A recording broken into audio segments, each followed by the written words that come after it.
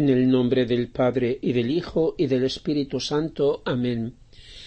Queridos hermanos, ya hemos dicho que el reino de Dios consiste exactamente en vivir en la divina voluntad.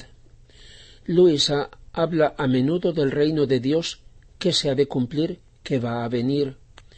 Luisa pide diciendo que el querer divino venga a reinar. Y con toda evidencia eso significa, primero, que el reino de Dios es que su voluntad se cumpla.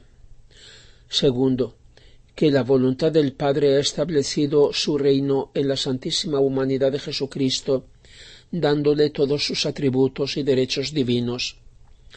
Tercero, que todo lo que Jesús posee en su adorable humanidad quiere darlo a su cuerpo místico. Las palabras «así en la tierra como en el cielo» en Jesús y María son perfecta realidad. Como es en el Padre, así es en el Hijo. Por eso, mientras que Jesús y María vivían en la tierra, el reino de Dios estaba en la tierra. Pero en nosotros esas palabras tienen que ser un deseo ardiente, una invocación incesante, porque son una promesa divina en espera del triunfo definitivo de su reino en nosotros. San Agustín dice: hágase en la Iglesia como en nuestro Señor Jesucristo, hágase en la esposa que es su prometida, como en el esposo que ha cumplido la voluntad del Padre. Cuarto, esta promesa divina del reino todavía se tiene que cumplir en la tierra, de la forma como se cumple ya en el cielo, lo cual supone dos cosas: que no sólo hemos de ir al reino de Dios después de la muerte, sino que el reino de Dios todavía tiene que venir en el tiempo histórico de la Iglesia, y no puede acabarse el mundo, es decir, la historia, sin que antes tenga su pleno cumplimiento.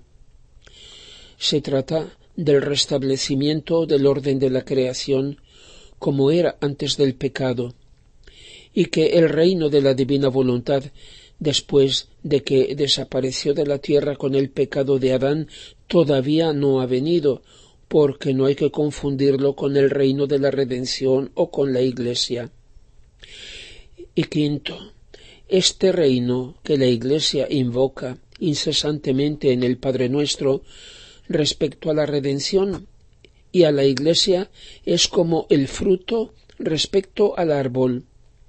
Esencialmente ya está presente en el árbol desde el principio, desde que fue plantado. El árbol fue plantado, es cultivado y crece, se cubre de hojas y de flores, pero todo eso tiende como finalidad al tiempo de los frutos. Así la redención, los sacramentos, la Iglesia y toda la obra del Espíritu Santo en ella tienen como fin el reino de la divina voluntad. Luisa vivió toda una vida en cama, en los más extraños y misteriosos sufrimientos, de los que ella da cuenta en una forma minuciosa y conmovedora. Por eso parece bastante lógico que su pensamiento corra a menudo a la pasión de su amado Señor, con una profundidad de comprensión y una intensidad extraordinaria de participación afectiva. Toda su vida fue una inmolación por amor a Jesús y a sus hermanos pecadores, un estado de víctima en favor de la Iglesia.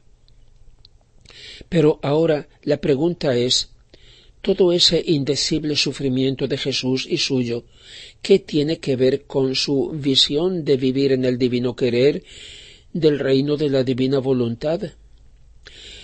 Nos habríamos imaginado simplemente una actitud de resignación, de obediencia hasta la muerte y muerte de cruz, un abandono ante la voluntad de Dios, un fiat, por así decir, de sumisión, de consentimiento incondicional, un fiat pasivo ante Dios.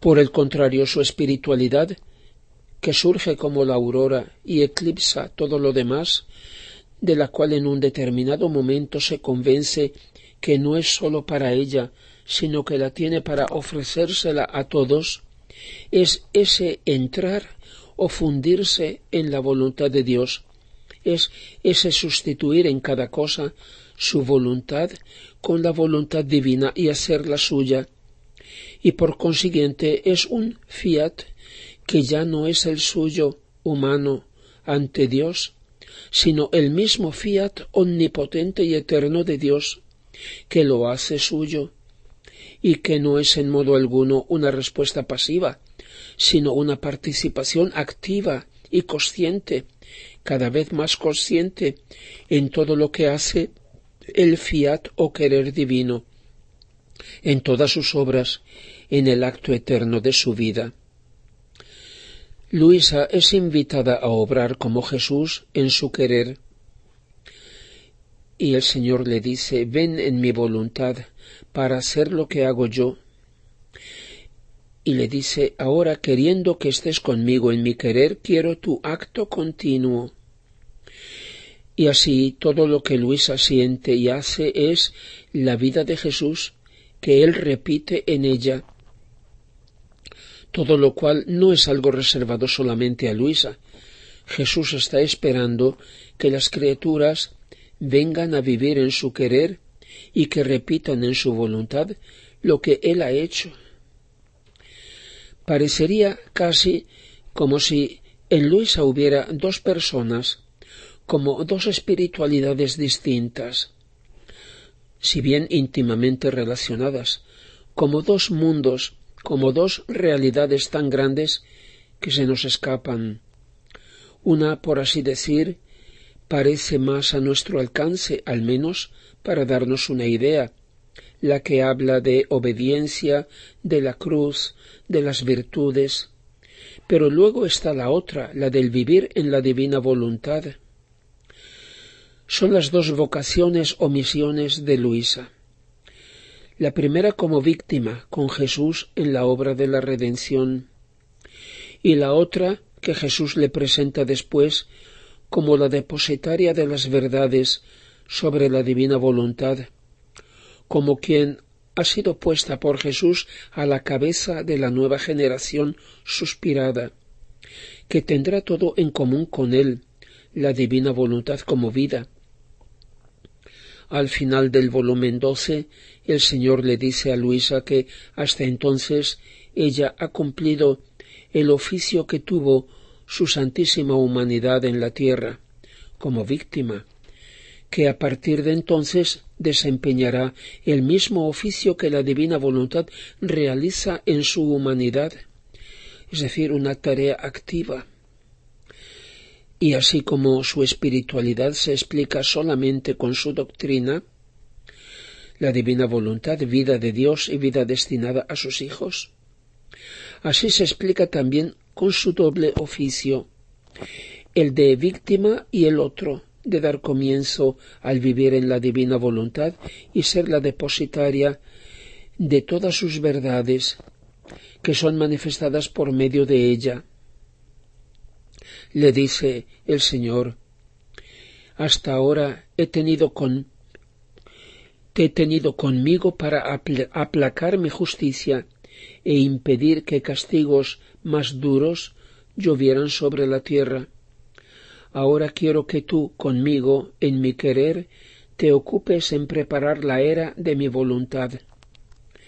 A medida que te adentrarás en el camino de mi querer, se formará el arco iris de la paz, que formará el eslabón de unión entre la voluntad divina y la humana, gracias al cual tendrá vida mi voluntad en la tierra, y empezará a ser escuchada la oración mía y de toda la Iglesia: venga tu reino y hágase tu voluntad, así en la tierra como en el cielo. Esto quiere decir que la espiritualidad de Luisa, por así decir, se sumerge por un lado en la obra de la redención y por el otro en el cumplimiento del reino de Dios, el reino de la divina voluntad. Y efectivamente hay dos escritos de Luisa que representan estas dos obras divinas y corresponden también a dos etapas de su vida.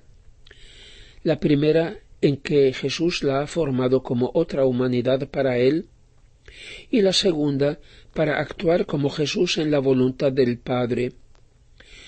Ya lo hemos dicho, primero se construye la casa y luego se va a vivir en ella. Estas dos etapas corresponden a dos escritos, respectivamente, las horas de la pasión y la pía peregrinación o paseo o recorrido del alma en la divina voluntad. Las horas de la pasión no son una narración o una simple meditación de la pasión de Jesús, como la han escrito tantos autores espirituales. Son oración, son como un gimnasio o una escuela de vida en que nos unimos a Jesús para aprender a hacer con Él y como Él lo que Él interiormente hacía por nuestra redención. La peregrinación o paseo del alma es un título que se le ha dado porque ella no le puso título. Es, como dice Luisa, la forma práctica y eficacísima de recorrer la santísima voluntad de Dios para pedir el reino del fiat divino en la tierra. Es la continua plegaria con la que el alma se une a la divina voluntad en todas sus obras, la creación, la redención, la santificación, para adorarla, bendecirla, darle las gracias y amarla, pidiendo en todo que venga su reino. Pero Luisa personalmente tiene un papel o una misión especial en todo esto.